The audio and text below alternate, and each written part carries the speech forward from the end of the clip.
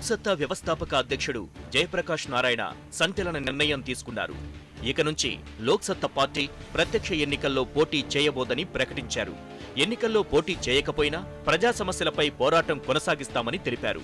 రాష్ట్రాలు, స్థానిక ప్రభుత్వాలకు అధికారాలు, విద్య, ఆరోగ్యం కోసం నిరంతరం పోరాడతామని జేపీ చెప్పారు. లోక్సత్తా పార్టీ ఎన్నికల్లో పోటీ చేయకూడదన్న నిర్ణయం ఎందుకు తీసుకుంది?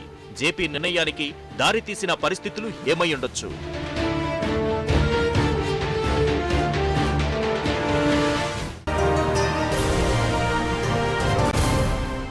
లోక్సత్తా పార్టీ చరిత్రలో ఈరోజు ఒక ప్రత్యేక దినం. ఎందుకంటే లోక్సత్తా స్వచ్ఛంద సంస్థగా ప్రారంభమై రాజకీయ పార్టీగా పరివర్తన చెంది ఈరోజు మళ్ళీ రాజకీయ పార్టీగా ఉంటుంది కానీ ఎన్నికల్లో పోటీ చేయదు. అంటే దీన్ని లోక్సత్తా 2.0 వర్షన్ అన్నారు. ఇప్పుడు యాపిల్ 6, యాపిల్ 7 వర్షన్ లాగా లోక్సత్తా 2.0 వర్షన్ వచ్చింది. సో ఈ 2.0 వర్షన్ ఆవిష్కరించారు ఇవాళ జయప్రకాష్ నారాయణ గారు. కానీ డెఫినెట్గా ఎన్నికలు లేని రాజకీయ పార్టీ అంటే ఎలా సాధ్యమవుతుంది? రెండు పార్టీలు ఎన్నికల్లో పోటీ చేయకుండా రాజకీయ పార్టీలు ఉంటాయి. ఒకటి కేవలం రాజకీయ పార్టీగా రిజిస్టర్ చేసుకుంటారు, కానీ రాజకీయ పార్టీకి ఉండే ఏ స్వభావము ఉండదు. మనకు ఉదాహరణ పవన్ కళ్యాణ్ జనసేన. సో అలాగే ఊరు పేరు లేని రాజకీయ పార్టీలు చాలా ఉంటాయి. ఇట్లా ఇవాళ జయప్రకాష్ నారాయణ గారే అన్స్ ఇండియాకి ఇచ్చిన ఇంటర్వ్యూలో చెప్పినట్లు మీరు ఇలాంటి గంటకో పార్టీ పుడుతూనే ఉంటుంది, వాళ్ళంతా ఎన్నికల్లో పాల్గొంటారా అని. అందువల్ల నామమాత్రపుగా రాజకీయ పార్టీగానే మిగులుతుంది. రెండవది మావోయిస్టు పార్టీలాగా రాజ్యాంగం పైన నమ్మకం లేక ఈ ఎన్నికల వ్యవస్థ బూటకమని బహిష్కరించడం. లోక్సత్తా ఆ కోవలో రాదు, ఎందుకంటే లోక్సత్తా బహిష్కరించడం లేదు. అందువల్ల ఇన్ రియాలిటీ ఇక లోక్సత్తా రాజకీయ పార్టీగా ఉండదు. ప్రాక్టికల్గా రాజకీయ పార్టీగా ఉండొచ్చు. ఎందుకంటే ఇవాళ లోక్సత్తా పార్టీ అధికారికంగా విడుదల చేసిన ప్రకటనలు ఏమన్నారంటే పరిస్థితులు మళ్ళీ అనుకూలంగా ఉన్నప్పుడు, అంటే లోక్సత్తా తరహా రాజకీయాలకు అవకాశం ఏర్పడిన రోజు అప్పుడు మేము మళ్ళీ వస్తాం. కానీ ఆ అవకాశాలు ఏర్పడే బాధ్యత ఎవరు? రాజకీయ పరిస్థితులు మారినప్పుడు మళ్ళీ వస్తామని జయప్రకాష్ నారాయణ గారు ప్రకటన చేశారు. అసలు రాజకీయ పరిస్థితులు మార్చాల్సింది ఎవరు అనేది క్వశ్చన్. దానంతరం అది యాక్సిడెంటల్గా మారదు కదా. యాక్సిడెంటల్గా మారదు రాజకీయాల్లో ఎవరెవరు చోదక శక్తిగా పనిచేసి మార్చాలి. ఆ పనిచేసి మేము మార్చము, అది మారినప్పుడు మళ్ళీ వస్తాం అంటే అది ఏ రకంగా సాధ్యం అనేది క్వశ్చనబుల్గానే ఉంటుంది. అందువల్ల ఒక రకంగా లోక్సత్తా రాజకీయ చరిత్ర ముగిసినట్లే కనబడుతోంది. జయప్రకాష్ నారాయణ గారు అన్నా కూడా, లేదా లోక్సత్తాలోని కొంతమంది ఇప్పటికే బయటికి వెళ్ళిపోయారు. కటార్ శ్రీనివాసరావు వర్మ ఇలాంటి వ్యవస్థాపక సభ్యులు వెళ్ళారు. వాళ్ళు మేమే రాజకీయ పార్టీ అని చెప్పి ప్రకటించుకొని వాళ్ళు ఎన్నికల్లో పాల్గొంటారా? రేపు లోక్సత్తా చీలిక వర్గం సమావేశం ఉంది.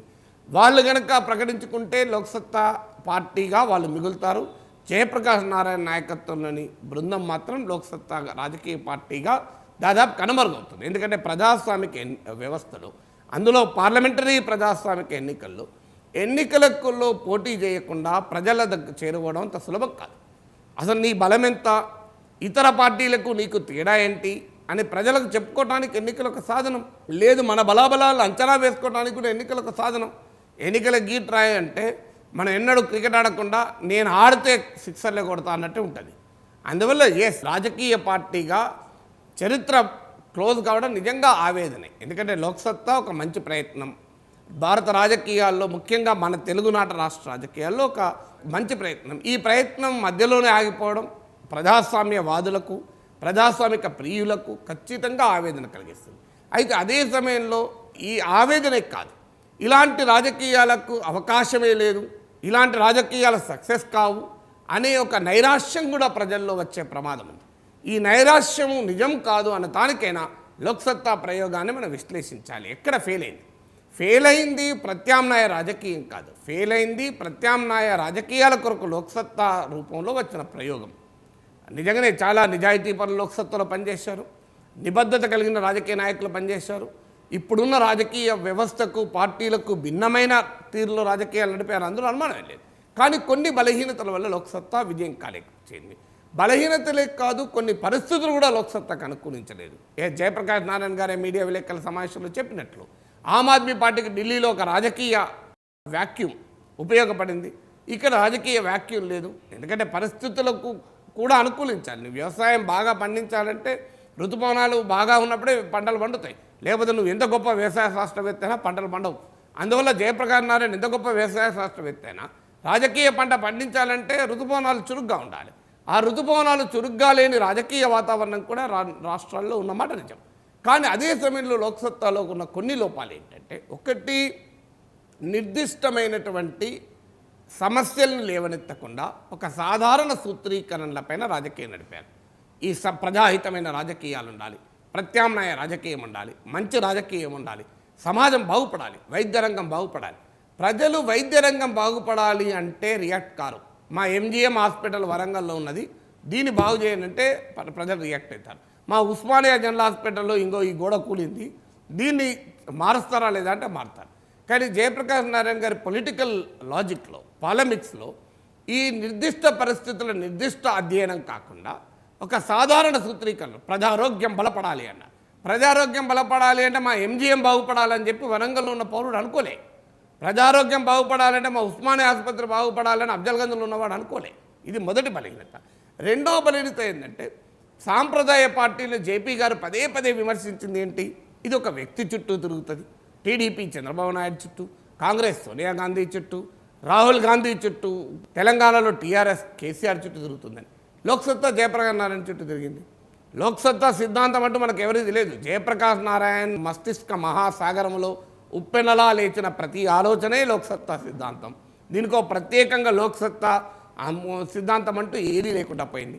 లోక్సత్తాలో సెకండ్ జనరేషన్ లీడర్షిప్ జయప్రకాష్ నారాయణతో సమాన స్థాయిలో మాట్లాడగలిగి కూర్చోగలిగినటువంటి నాయకత్వం డెవలప్ చేయలేకపోయారు. అందువల్ల జయప్రకాష్ నారాయణ నాయకత్వంలో లోక్సత్తా, చంద్రబాబు నాయుడు నాయకత్వంలో తెలుగుదేశం, కేసీఆర్ నాయకత్వంలో టీఆర్ఎస్ లాగా మారింది. దానివల్ల జరిగింది ఏంటి అంటే, కనీసం చంద్రబాబు నాయుడు అన్న ఒక లోకేష్ను పైకి డెవలప్ చేస్తున్నాడు, ఒక కేసీఆర్ అన్న ఒక కేటీఆర్నో హరీష్నో పైకి లేపుతున్నాడు. జయప్రకాష్ నారాయణ ఎవరిని పైకి లేపుతున్నాడు అనేది క్వశ్చన్ వచ్చేసింది. అందువల్ల అదొక సమస్య. తర్వాత కొన్ని అంశాలపైన ప్రజాస్వామ్యంలో ప్రజల సమీకరణే మార్పుకు మూలం. మహాత్మా గాంధీ అంటాడు, mobilization is the root cause of change అని. కానీ ఎక్కడ ప్రజా సమీకరణ కన్నా అడ్వకసీ అంటే ఒక లాబింగ్ వల్ల, అంటే పాజిటివ్ లాబింగ్ అంటే నెగిటివ్ కాదు, ఒక అడ్వకసీ, ఇంకా స్పష్టంగా చెప్పాలంటే అడ్వకసీ అంటే ప్రజల్ని కన్విన్స్ చేయడం ద్వారా నేను రాజకీయాలు మారుతాయి. కానీ సమాజము ప్రజాస్వామ్యంలో అర్థమేది, ప్రజలు సమీకృతం కావడం వల్లనే ప్రజాస్వామ్యంలో రాజకీయాలు మారుతాయి, ప్రజా సమస్యలు పరిష్కారం అవుతాయి. మీరు ఈ 10 ఏళ్లలో లోక్సత్తా నిర్వహించినటువంటి ఒక భారీ ప్రజా సమీకరణ లేదు. దానికి సిద్ధాంతరీత్యా జయప్రకాష్ గారు వ్యతిరేకం. కానీ భారత ప్రజాస్వామ్యం కాదు, ప్రపంచంలో ఎక్కడ ఎలక్టెడ్ డెమోక్రసీ చూసినా పీపుల్స్ మొబిలైజేషన్ లేకుండా డెమోక్రసీ ఉండదు. సో ఇలాంటి బలహీనతల్ని కనుక అధిగమించి ఉండుంటే లోక్సత్తా ప్రయోగం విజయవంతమయ్యేది. భవిష్యత్తులోనైనా ఇలాంటి ప్రయోగాలు మళ్ళీ పుట్టాలి, మరీ కొంతమంది పుట్టాలి. రాజకీయాల్లో ప్రజల్లో మార్పు రావాలంటే సమయం పడుతుంది. ఒక తత్వవేత్త అంటాడు, ఏ పదజాలం వెనుక ఏ భావం దాగి ఉందో అర్థం చేసుకోనంత కాలం ప్రజలు మోసపోతూనే ఉంటారు, మోసగించబడుతూనే ఉంటారు అంటారు. అందువల్ల ఆ ప్రజల్ని, ఆ వాస్తవాల్ని ఒప్పించడం, నిజాల్ని చెప్పడం ఇది ఒక లాంగ్ టర్మ్ గోల్. ఇదేం 2020 మ్యాచ్ కాదు, ఇది ఒక టెస్ట్ మ్యాచ్, టెస్ట్ సిరీస్.